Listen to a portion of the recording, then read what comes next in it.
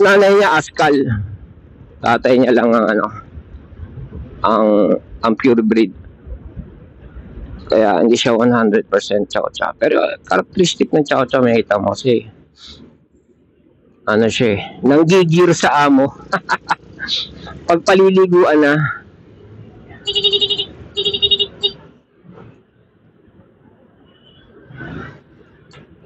ayaw na ayaw yung pinapaliguan siya.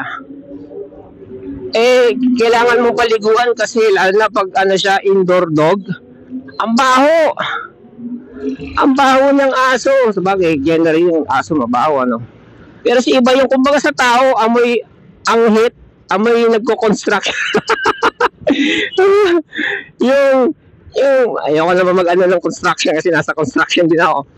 Yung, alam mo yung heavy yung trabaho maghapon, yan na lang. Heavy yung trabaho maghapon, tapos kinapos sa pamalit, tapos inulit na lang yung suot kahapon. Ganon. Tapos i-convert mo sa aso, yun. Ganon amoy niya. Yun. Eh, wag mo na lang aamoy eh. Alam, hindi mo amoy, tatabi sa'yo. Pag ako natulog sa kwarto, yun sa paanan ko, maamoy mo eh. Kaya obligan mo paliguan. Ngayon, ayaw niya maligo.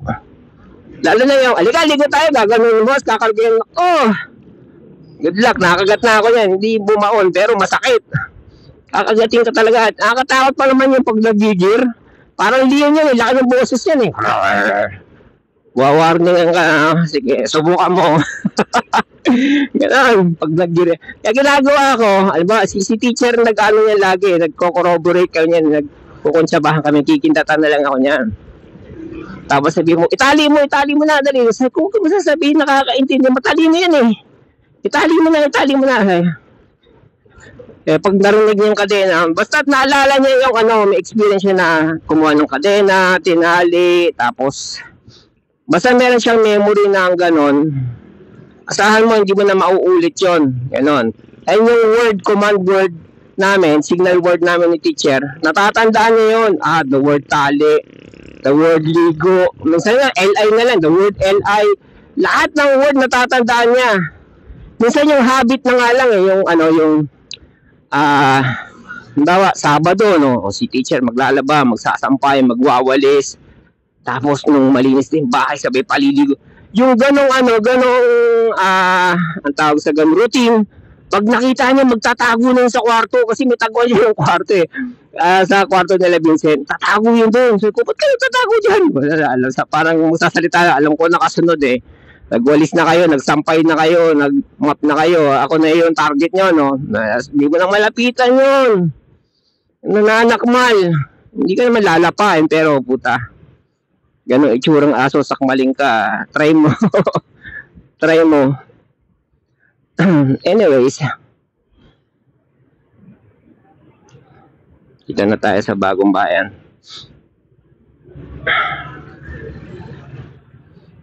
Pag sinusubuan kasi medyo bulag na siya. Yun ang sakit na chow chow eh. Nagkakaroon ng ano, tawag sa mata. Sa matatanda. Katarak. Medyo bulag na yun. So pag yung sinusubuan ko, hindi ko yung nahagisan ng pagkain sa sahig. Subukan ko. Pag sinusubuan ko yun, talaga pati daliri ko kasi bulag na eh. Kalahati ng daliri ko nasusubo niya.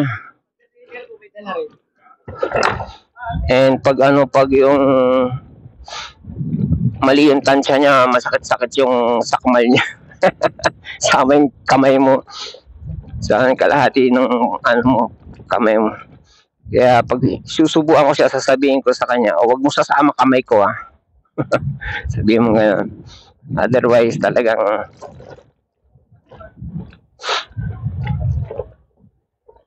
binibigyan ko yun ng buto-buto eh. Yung naglalaga ako ng buto-buto, sabaw, ganyan, ng baboy. Tapos syempre medyo nakuluan na rin yun. Pero pag yung inataan niya yung buto, sabi ko putek, pag daliri ng taong inataan niya ito, talagang durga. Lakas ng panga ng aso eh.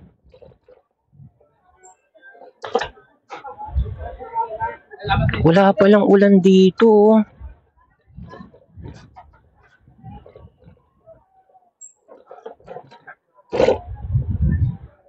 Yan na natin si teacher. Sige.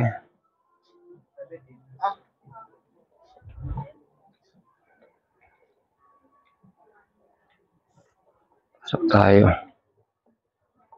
Pasok na nga lang tayo. Ayun na bukas oh.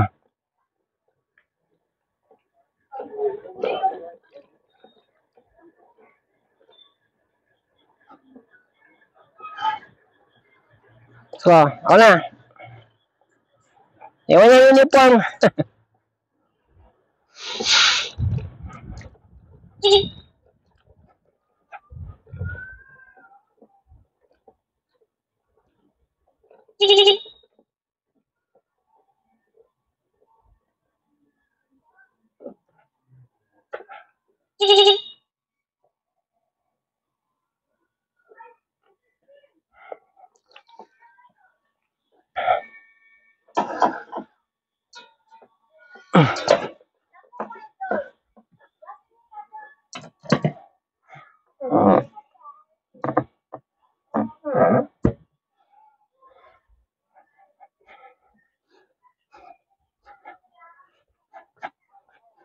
Sabi nga mo, teacher, maputik pa ako eh. Bye-bye.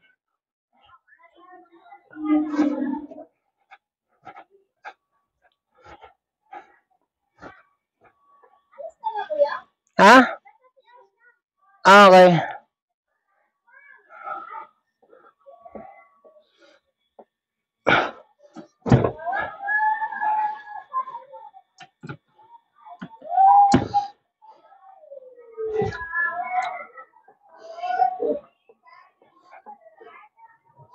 Bye.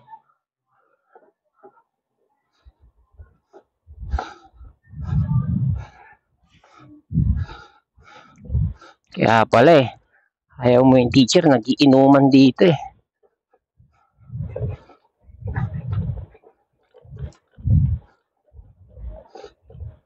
Huli si teacher na, nagiinuman pala eh. Kaya wala di umuwi eh. Bukas na daw. Okay.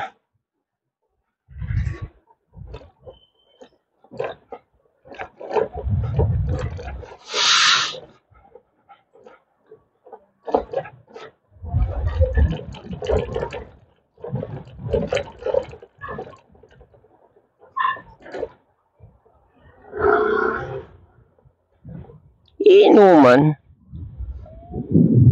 Pinagsakan niya kasi ako ng nung cellphone kanina, tumawag siya. Sabi niya, bakit hindi ko daw dinala. Noong unang tinanong pa lang niya sa itsura ng ulan, sabi ko, 10:30 ko na yung madadala.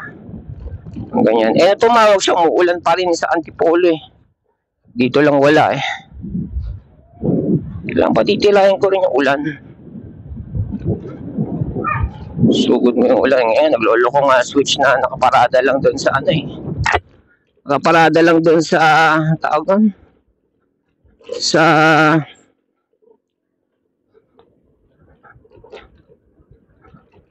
garahe. Naglolo ko yung alulod doon eh. Kaya moist doon sa garahe. Lolo ko din switch na ito.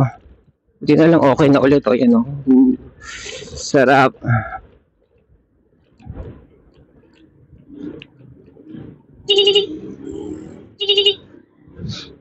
Yan o. Nakasabay tayo. Sabay pero tingin pa rin kaliwa kanan.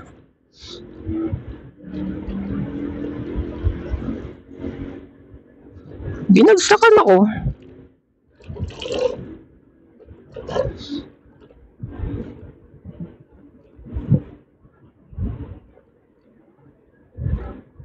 Hindi naman dapat daw sinabi ko na hindi ko dadalhin. Ang kondisyon ko lang naman yung ulan eh. Maghapong ulan eh. Siyempre natulog din ako. Naantay ko mahupa yung ulan. Pero pagising ko, umulan pa rin.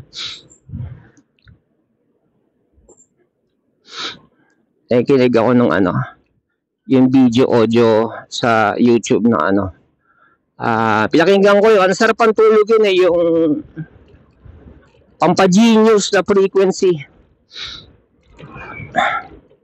Ako pag meron akong problem solving na hindi ko halimbawa lang Ano ba? Ayun, yung ano, nagwe-welding ako ng poste. Simple lang nga, akala kung isipin mo madali. Pero meron akong hindi ma-solve doon dahil nasa kanto siya ganyan. Habang naka-play yun sa tenga ko. Para pag may hindi ako maisip na solusyon. Hindi naman kasi ako expert sa ganun eh. Kaya lang pero hindi expert. Nakaisip ko solusyon.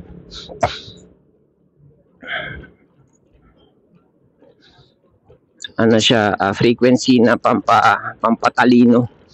Kanya-kanya silang frequency. May frequency ng healing, frequency ng ano. Kaya yung term na good vibes, vibes comes from the word, is the same, is the group, pag binuo mo yung word na vibe it comes from the root word vibration, di ba? So, kapag good vibration ka, happy vibration, ganyan, edi appear tayo, di ba? Parehas tayong vibration. Yun yung term na pinanggalingan ng good vibes.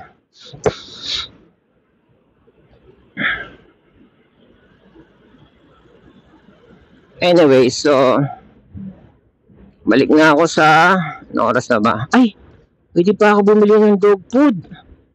Oras na. Wala na, 9 o'clock na. Ayan. Kawawa ang dog. Bukas na lang.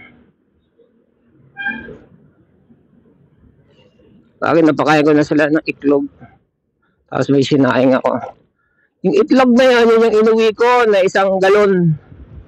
1 galon ba yun? Oo, 5 liters. 1 galon na itlog ng puti ng itlog. Sipin mo yun.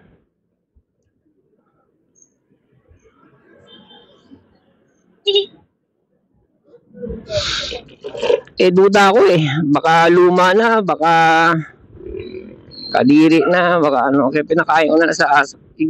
Niluluto ko, pinapakain ko sa aso.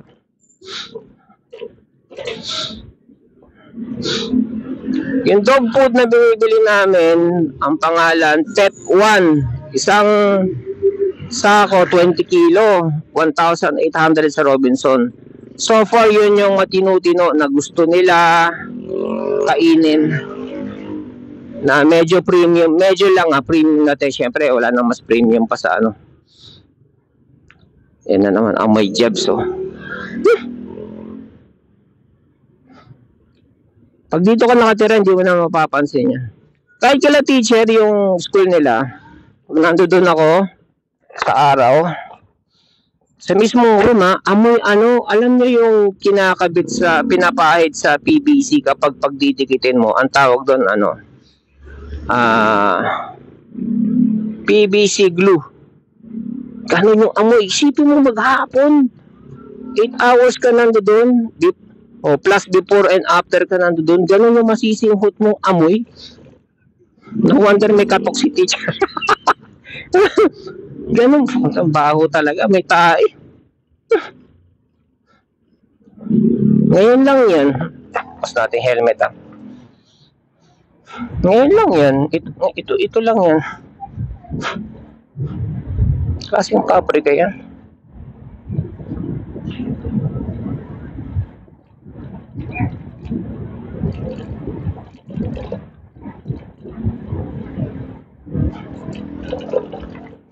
Merong YouTuber sa sa US, ang pangalan niya Suronster. Suronster nga ba? Basta Suron ang YouTube niya. Dahil sikat na siya, 1.8 million na yung subscriber niya. Pinadalan siya from Korea na na stand-up scooter. Yung feature nun, malapit dito. Actually, lagpas pa dito kasi 80 volts. 50 amperes yung battery. Sipin mo yun. Tapos, yung gulong niya, makapal. Yung goma. 80 volts, 50 amperes. Tapos, up to, ilang miles ba yun? Kasi nung tinesting niya, nag-120 siya.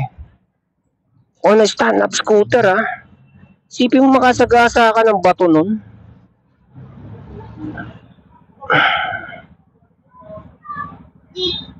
Ano ba yung gear niya?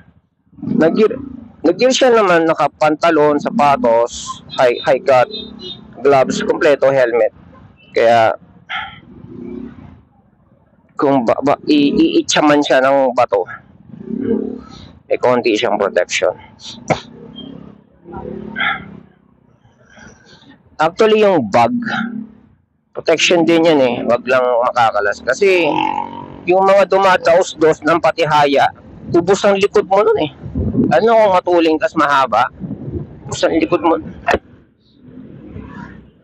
Kaya yung knapsack, pwedeng makatulong yon. Yung mga high-end na na leather jacket na pang motor, mga gawa ng Fox, gawa ng Komine, ganyan. O if you would consider that high-end, basta yung mga upper echelon na manufactured na pang motor. Merong para siyang foam sa likod, something. I'm sure hindi lang ordinary foam yun eh. Parang medyo mapapakuba. Hindi siya pakuba eh, parang mas makapal sa bandang batok eh. Pero protection na rin yan sa ulo mo in case matanggal yung helmet, ganyan. Ganon. Yeah, wearing a knapsack kung wala kang ganon can help. It can help kapag yung lumipad ka tapos sumadsad ka ang patihaya.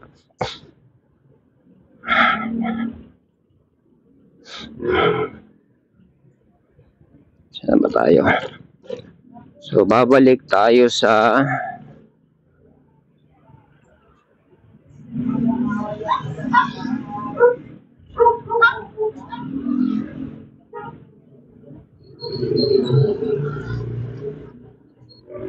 gotta do me a favor.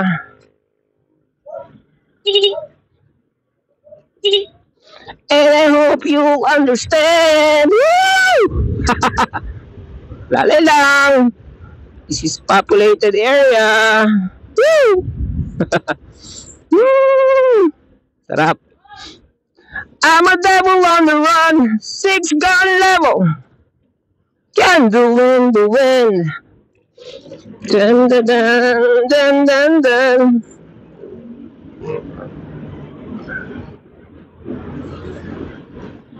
So ano na tayo mag-workout?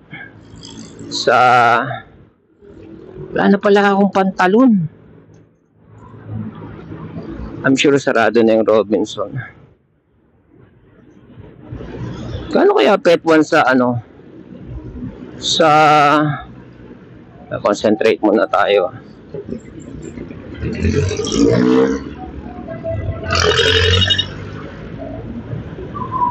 Wow! Sige, go!